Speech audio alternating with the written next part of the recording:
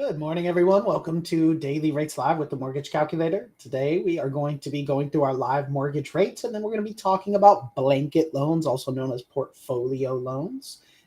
Give us just a moment here to go live on all the different platforms. Definitely appreciate everybody tuning in nice and early and dropping comments there in the chat. We'll get started here in just a moment. Hope everybody has been having a great week so far. And it looks like we're live on all the platforms. We'll go ahead and get it started here.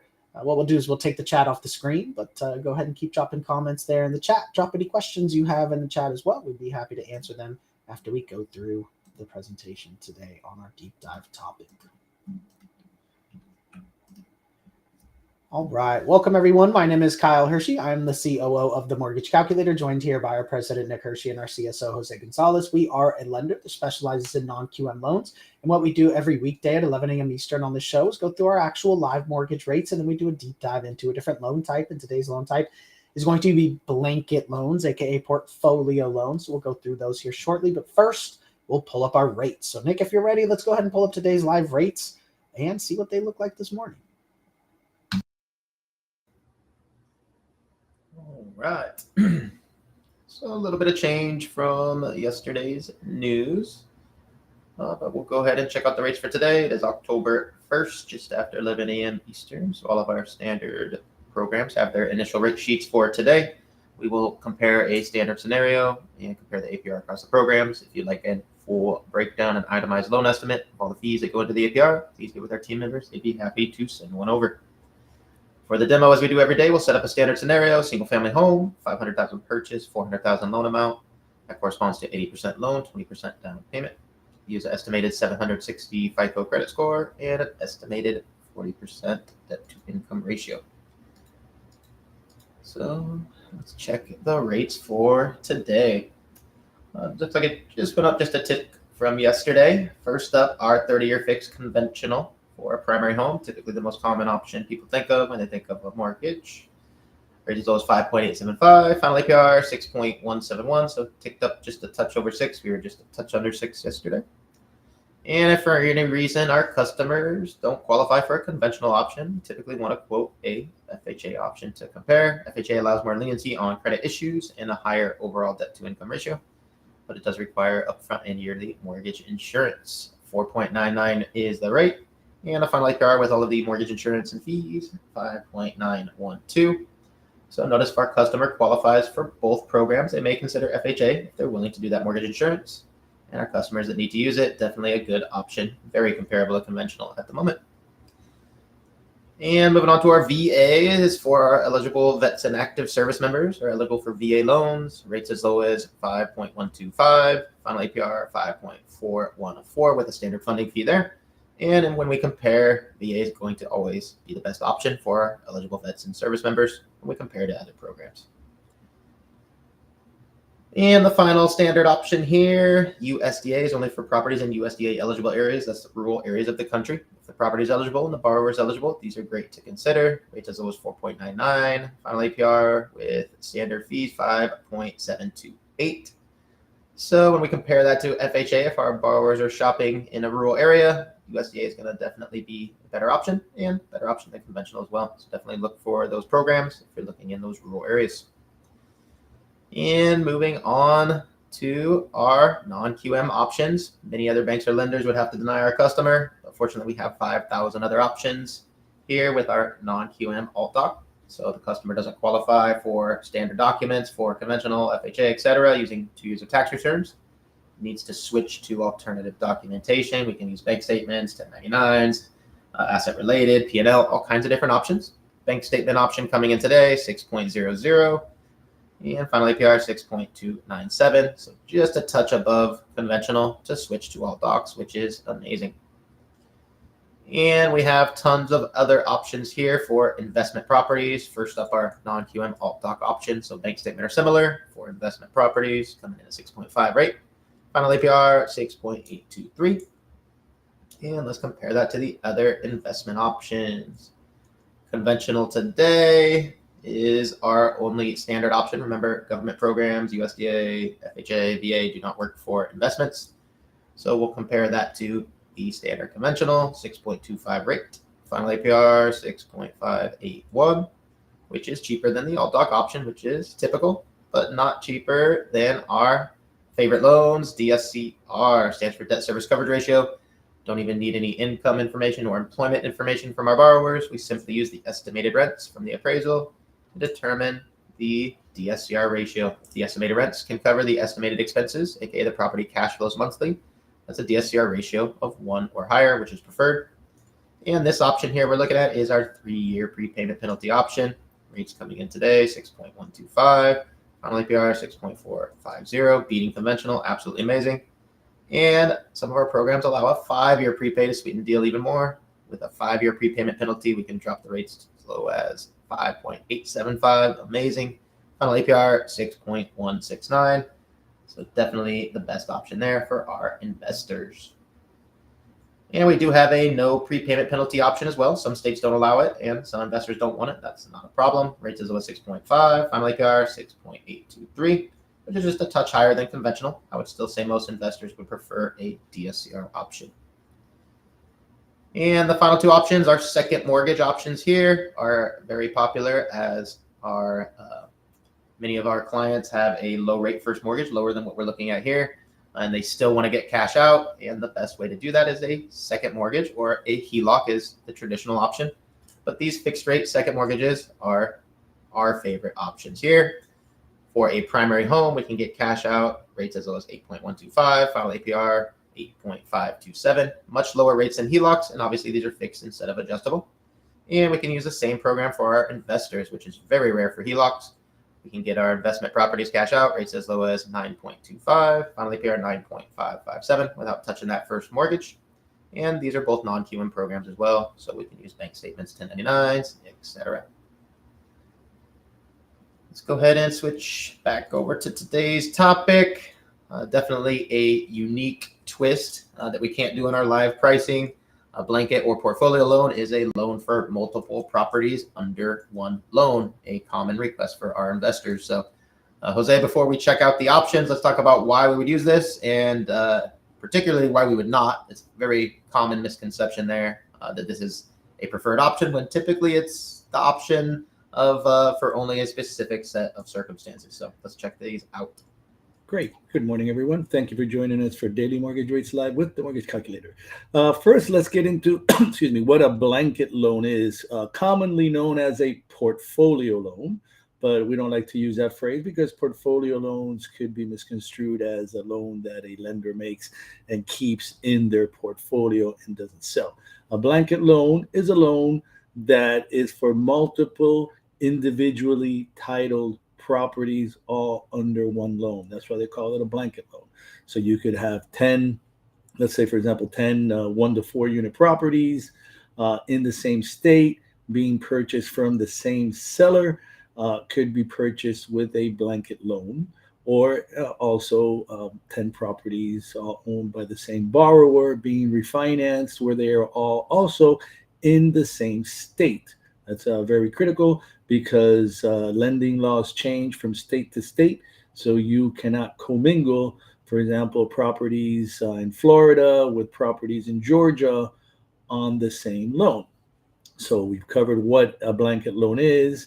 Now, when would you use a blanket loan, right? One of the common misconceptions is that the blanket loan will have much lower closing costs. Now, there may be some savings in terms of, for example, individual underwriting fees that are assessed against each loan, right? If you have 10 properties and you finance them individually, you're going to have 10 underwriting fees. But at the same time, that savings is going to be offset by some of the fees put onto blanket loans, like the property review fees. If you have 1 to 5 properties, it's a certain fee. You have 6 to 10 properties, is a certain fee. You have funding fees, closing fees, so different fees that are associated with the underwriter and lender having to review multiple property packages for one loan.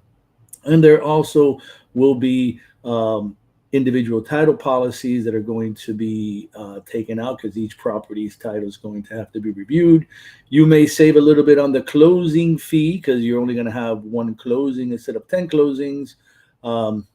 But then again, those are nominal savings. You also have to be aware that now when you would really want to use, or the case I should say where the blanket loan is most popular, is when you're trying to finance a bunch of properties with low dollar values. We have options that go as low as $50,000 in loan amount allocated to each property, and we have others that have a minimum loan amount of $100,000. Minimum property value of $100,000 per property. Those are the two common ones that we have for the blanket loans. So typically, the investors they're gonna buy 10, 15 properties of $70,000 or $80,000. The only way to really get to finance those properties would be through a blanket loan. Maybe you could find hard money somewhere, but you're really not going to find DSCR loans for $50,000. But you can get 2 or 3 properties under one blanket loan of where each is getting allocated a $50,000 loan amount, and we would perfectly be able to close that loan.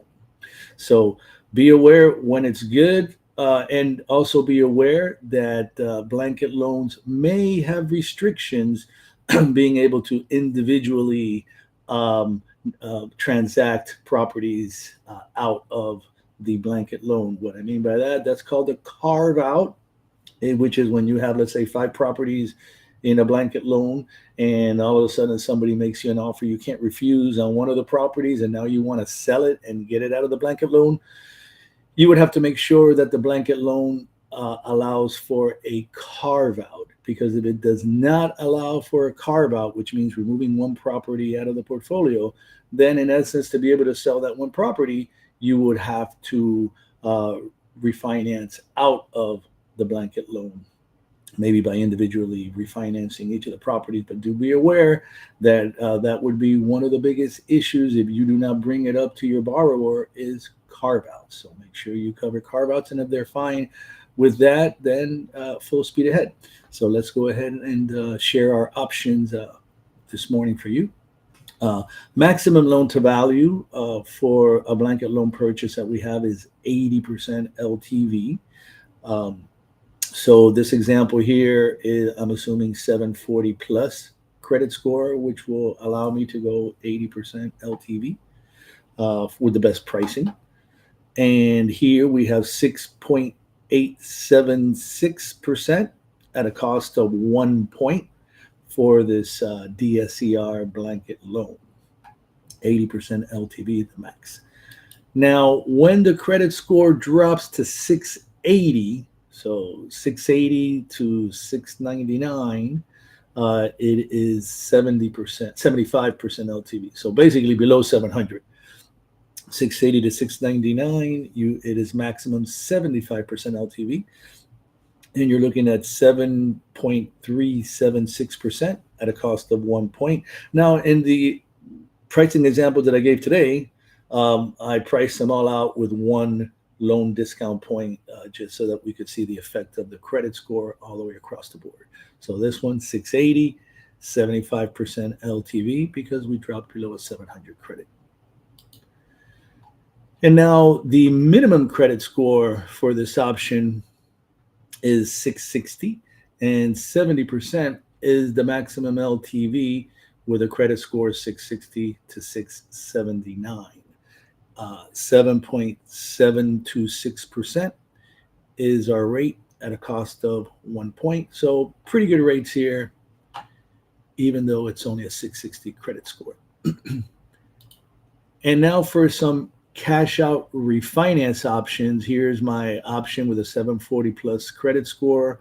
The rate does not get any better above a 740.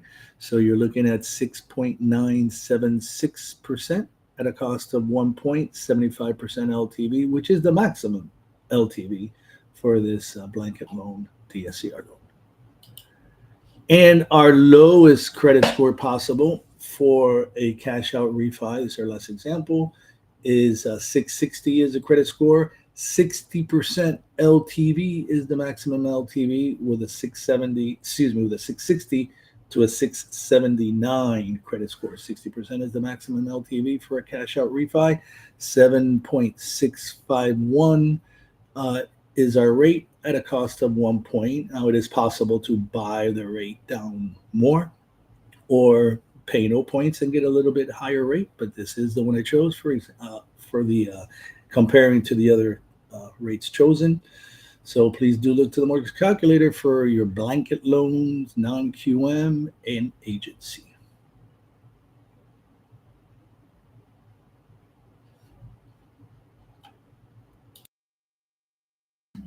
All right. Thank you, Jose. I don't see any questions there in the chat. Definitely a great program, especially when trying to finance multiple low value properties, especially, right? So, yeah, if I just wanted to make one good point here for the MLOs listening here, remember the blanket loans. When you get a borrower that starts asking you questions about, hey, you know, can you finance a $50, $60, or $70,000 property? Make sure to ask them why they're asking, and make sure to find out if they're looking to buy multiple properties, because you can't finance the one property for $70,000 purchase price, but you could certainly finance, let's say, 2 or 3 of them or more, and you would be surprised that that may actually be what they're looking for. And if you bring it up and you suggest it, you may end up with a blanket loan for $400,000, $500,000, $600,000. which actually happened to you pretty recently yourself, right, Jose? Yes, sir. He asked me that same question: how low can you go? And instead of being discouraged and thinking, "Oh my God," I instead asked him, why are you asking that, and how much do you have available for the purchase? And when he told me he had, like, I don't know, $400,000 or $500,000, that's when I pre-approved him for a blanket loan. I don't know, it must have been about $1 million or 1.2, 1.3 million, of which he opted to end up finding, I think it was 7 or 8 properties, and it ended up being like a $652,000 blanket loan. Awesome. So don't leave money on the table there. All right. I still don't see any questions, so we'll go ahead and wrap it up. Remember that we do this show at 11 a.m. Eastern every weekday, where we go through our live rates and then do a deep dive into a different loan type. So we'll be back tomorrow with a new loan type. Appreciate everybody tuning in. We'll see you tomorrow at 11 a.m. Eastern for the next episode.